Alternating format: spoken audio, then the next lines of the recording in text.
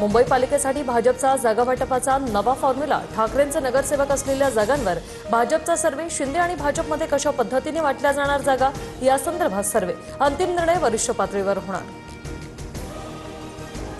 ठाकरे बंधूंची जागावाटपाची प्राथमिक बोलणी उद्यापासून सुरू होणार। स्मृतीस्थळावर उद्धव ठाकरेंचा बाळा नांदगावकरांशी संवाद। सूत्रांची माहिती। शिवसेना प्रमुखांना ठाकरे बंधूंकडून अभिवादन। 11 वर्षांनंतर उद्धव ठाकरे, राज ठाकरे बाळासाहेबांच्या स्मृतीस्थळी एकत्र। ठाकरेंच्या सेनेचे उपनेते अद्वै हिरेंचा पक्षाला रामराम। उद्या भाजपात प्रवेश करणार। नाशिकमधील समीकरण बदलण्याची शक्यता। विधानसभेत हिरेंनी मंत्री दादा भुसेंना कडवं आव्हान दिलं होतं। माझ्यावर महाराजांसाठी पहिली राजकीय केस झाली, बरं वाटलं। 4 महिने शिवरायांच्या पुतळ्याच्या अनावरणासाठी वेळ का नव्हता? गुन्हा दाखल झाल्यावर अमित ठाकरेंचा सरकारवर निशाणा।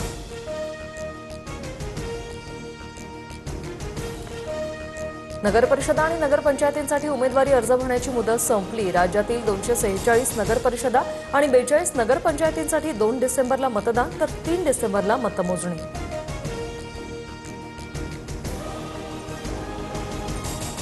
हिंजवडीतील तन्वी साखरे अपघात प्रकरणी फरार डंपर चालकाला अटक तर पोलिसांनी अवजड वाहनांवर नियंत्रण ठेवणं आवश्यक। या दृष्टीने उपाययोजना करणं गरजेचं। सातत्याने होणाऱ्या अपघाताच्या पार्श्वभूमीवर खासदार सुप्रिया सुळेंचं ट्विट।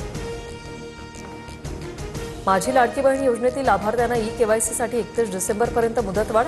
मंत्री आदिती तटकरे यांची ट्विट करत माहिती। योजनेच्या लाभाची सातत्यता आता कायम राहणार।